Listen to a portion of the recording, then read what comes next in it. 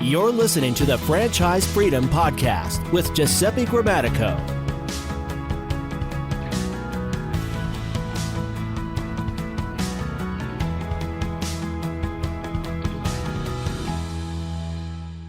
Welcome to the Franchise Freedom Podcast. I'm your host, Giuseppe Grammatico, your franchise guide, the show where we help corporate executives experience time and financial freedom via franchising. Thanks for joining us today.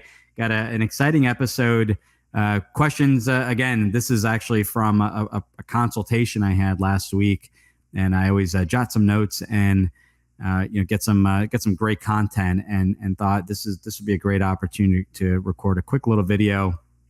And for today, we are calling it employee versus employer. What is the difference? Sounds pretty obvious, but I wanted to dive in on some key differences if you're exploring potentially owning a business, owning a franchise. So did want to start off, I actually have a workshop we created. So if you go right to the website, ggthefranchiseguide.com/watch hyphen-video or -video, excuse me. And you take a look, it's going to go through employee versus employer, the differences. It's a PowerPoint presentation that we created into a workshop. So it's about a 24 minutes, I believe, in total. So definitely take a look at that. But we're going to cover some things, some items in the workshop today.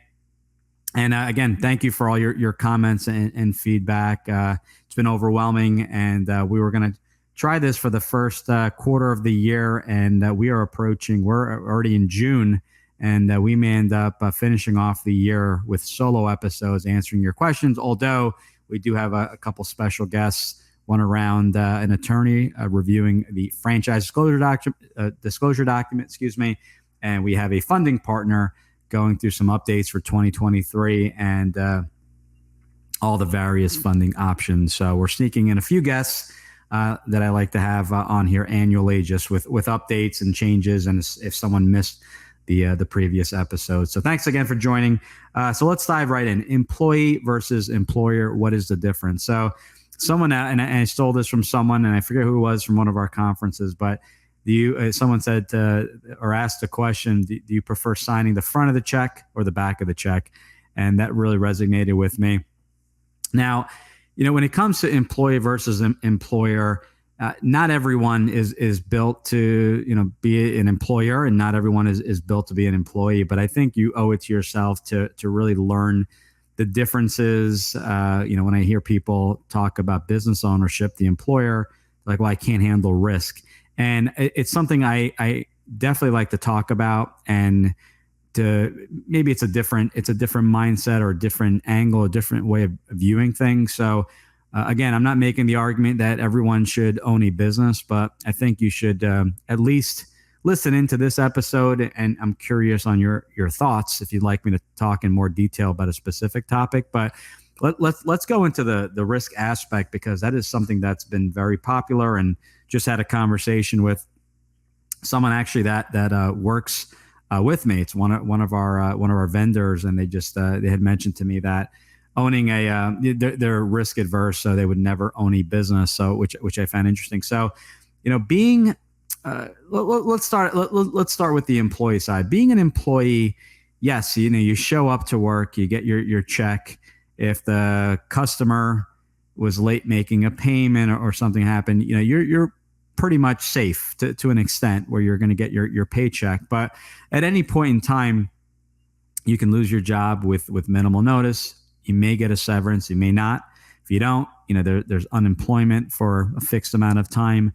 But the key there is that there's really no control in your career, right? You can always improve.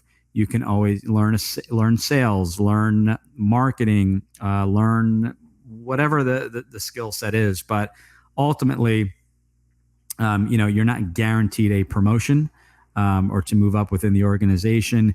And you typically have a manager or two or three or more, like I did back in the day. And really, having a great relationship with that manager, because without that recommendation, regardless of your qualifications, it could hurt your future growth. So, you are relying on other people for the promotion and to work your way up into the business. Another way I look at it from an employee side, you have one source of income, your W-2 income, and you're going to pay the highest, and I will repeat that, the highest percentage in taxes. I was just having this conversation the other day. One source of income, highest taxes. Okay, not so great, but let's continue down that path. And now I know I would max out my retirement account, and I blindly invested my money, my retirement savings, into a 401k that was not managed by me. I managed what allocations, small cap, large cap, international, fixed income. And I did not control that. I controlled the percentages, what I was putting in, but that was it. And I just hopefully crossed my fingers, and then hopefully the account went up. And again, I'm not saying I'm against employment, but I like to really paint the picture and truly talk about risk. A business has risk as well. Obviously, you invest money into a business. That business could fold, right? You can go under if you're undercapitalized or just started the wrong business or at the wrong time. And you can, if you invest in $100,000, you can lose that. You can lose that money. You can also sell the business or whatever you had created. Maybe not get the 100,000. Maybe it's half. Maybe it's a fraction. Whatever the case may be. But the upside of the business, there's no limit. And businesses, to the point where there's so many different types of businesses, right? There's startups, there's franchises. You can own a license, real estate. You got Airbnb, right? That falls under the real estate. A lot of people looking at Airbnb and Vrbo and all these other different websites and vacation rentals and things like that. But from a business standpoint, the employer standpoint, major tax advantages, taxed differently than a W-2 employee. Putting money aside in retirement. And I know, what was the number? As a W-2 employee, you can put away $24,000, I think, in 2023.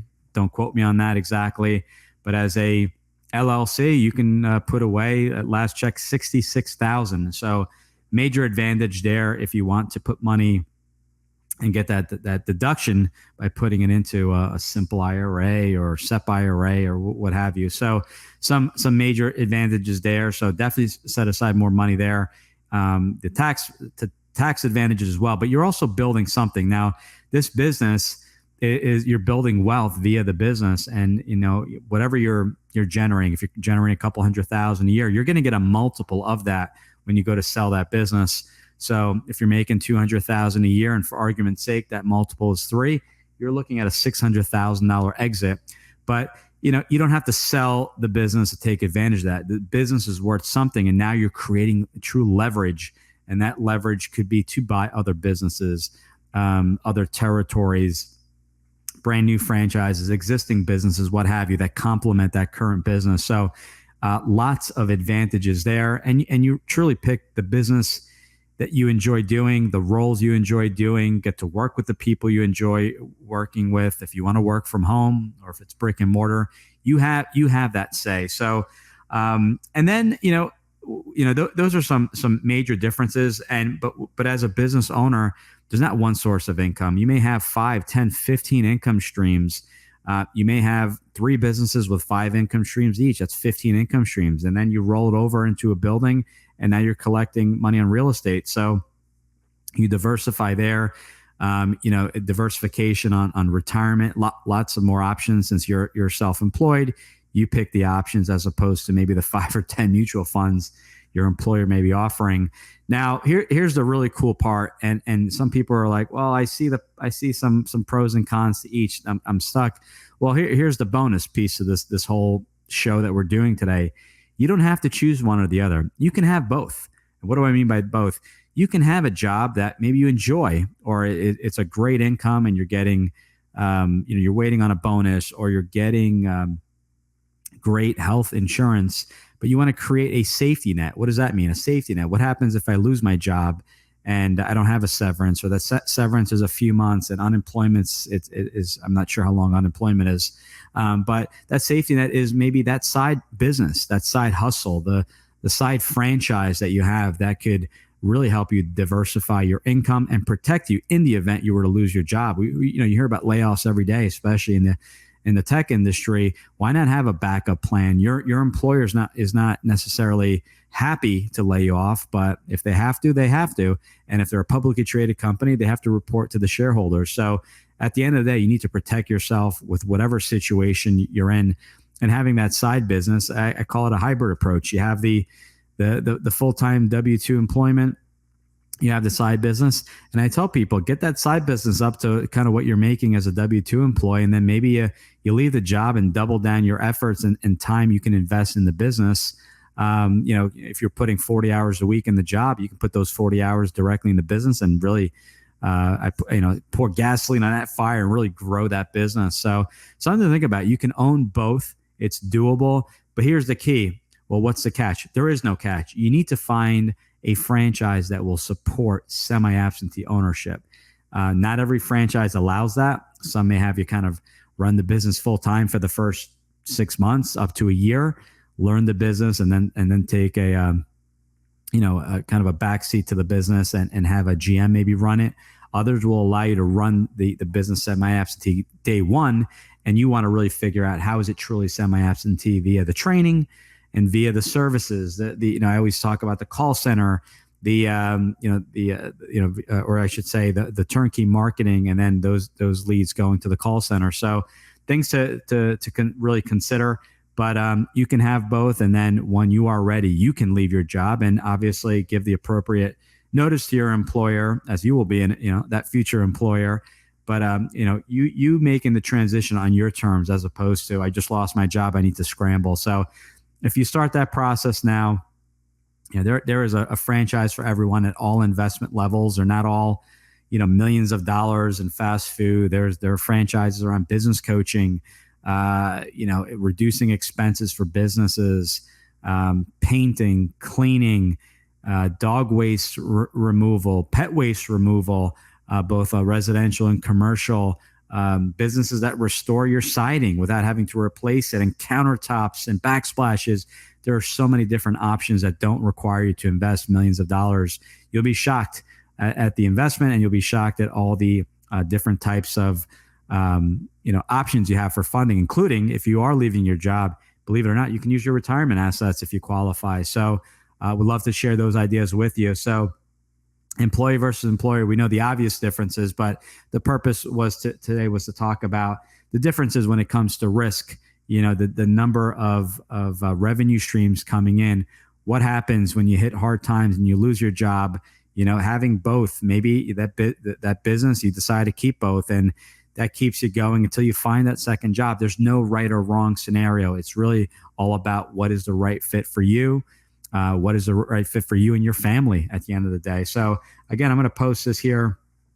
This is the watch video, the workshop that we created a while back. It's about a 24-minute workshop, and it walks you through this via PowerPoint slides and dives in a little bit more detail. We get into some things that I wrote in the book behind me, Franchise Freedom, talking about also the importance of creating a team of advisors, attorneys, CPAs, investment advisors, franchise coaches and advisors, and things like that when taking a look into business ownership. And you know what? You should really have this team regardless, even prior to knowing what business you'll be looking into. So I hope this was helpful and was a way of kind of putting it in a different perspective for those that have the job and feel like it's safer. And again, there's so much more on this topic, but I like to keep these on 10 to 15 minutes. So any questions you have, the calendar link is below. Go to the website, click on calendar. 20-minute call. I guarantee you'll learn something. It's free, no obligation, nothing to sell. It's really to help you figure out if a franchise may or may not be a good fit. If it's not, maybe a startup is a better fit. Staying at your job, we do have quite an extensive list of people we work with, and more than glad to always make an introduction.